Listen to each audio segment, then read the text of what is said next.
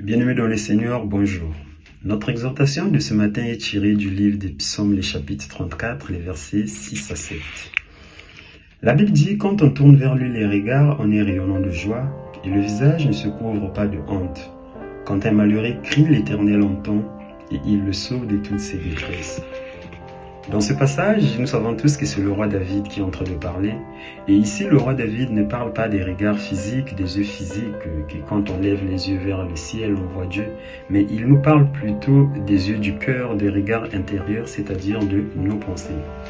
David a eu cette révélation que si on arrive au sein de l'épreuve, à non pas avoir le focus de focaliser les pensées sur l'épreuve, mais à le focaliser sur Dieu, alors on aura un visage rayonnant. Pourquoi? Parce que lorsqu'on focalise les pensées sur l'épreuve, on voit les contours de l'épreuve, on voit sa grandeur, on voit ses difficultés et notre cœur est rempli de peur, alors on est rayonnant d'anxiété, d'inquiétude et de stress. Mais quand on arrive à changer le focus, à le mettre sur Dieu, on voit le contour de Dieu, on voit sa grandeur, on voit sa beauté, on voit sa toute-puissance et là notre cœur est rempli de foi. Et puisque notre cœur est rempli de foi, on sait que Dieu va venir nous délivrer et on est rayonnant de joie.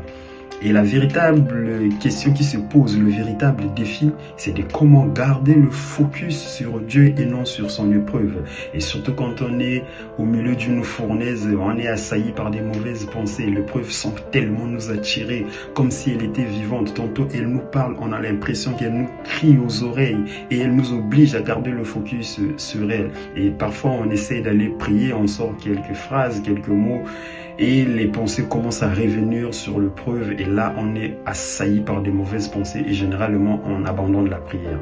Mais le roi David, on voit que David, lui, il était particulier. Pendant ces moments difficiles, pendant ces épreuves difficiles, il passait plus son temps dans la louange et l'adoration. Et dans la plupart de ses cantiques, il commençait avec des larmes, avec d'angoisse, mais il finissait toujours ses psaumes avec le chant d'allégresse, la foi dans le cœur et le visage rayonnant. Et il commence par exemple par ce cantique, il dit « Jusqu'à quand aurai-je des soucis dans mon âme et chaque jour des chagrins dans mon cœur? Jusqu'à quand mon ennemi s'élèvera-t-il contre moi ?» Et dans le même psaume, quelques lignes plus tard, il finit « Moi j'ai confiance en ta bonté. J'ai de l'allégresse dans le cœur et à cause de ton salut, je chante à l'Éternel car il m'a fait du bien. » Son cœur commence par la peur, il finit dans la joie. En quelques minutes, il a su détourner le focus sur Dieu. Donc son grand secret à lui, il a passé son temps dans la louange et l'adoration. Et au lieu de parler de son épreuve, mais il a commencé à parler à son épreuve de la grandeur de Dieu pour que la grandeur de Dieu puisse prendre les dessus. Et la même chose aussi est arrivée à Paul et Silas dans la prison. Nous connaissons tous l'histoire de Acte 16. Ils ont chassé les démons d'une dame, la foule n'était pas contente, la Bible dit, ils les ont rués de coups, ils les ont frappés de verre, ils ont déchiré leurs habits, ils ont jeté dans la prison. Mais Paul et Silas, qu'est-ce qu'ils ont choisi? Au milieu de la nuit, la Bible nous dit, au milieu de la nuit, ils ont choisi de louer Dieu, de chanter et de prier. Donc imagine-toi au milieu d'une telle fournaise, quelle attitude devais-tu avoir? Tu devais peut-être te jeter dans des pensées que ce qui va t'arriver demain, on va me tuer, ou bien qu'est-ce qu'on va me faire? Mais Paul et Silas a choisi la louange et l'adoration. Et la Bible nous dit dans Acte 16, 25 que vers le milieu de la nuit, Paul et Silas priaient et chantaient les louanges de Dieu.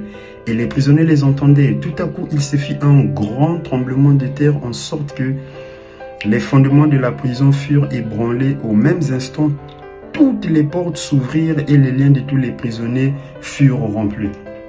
Alors moi ce matin, bien-aimé dans le Seigneur, j'aimerais te rassurer, chers frères et sœurs, qu'il n'y a rien de si puissant que la louange et l'adoration.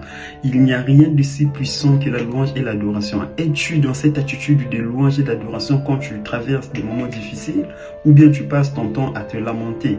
Et j'aimerais aussi pour finir, nous exhorter à aussi apprendre les paroles des cantiques qui nous transportent dans la présence de Dieu pour nous donner l'attitude meilleure vis-à-vis de nos épreuves.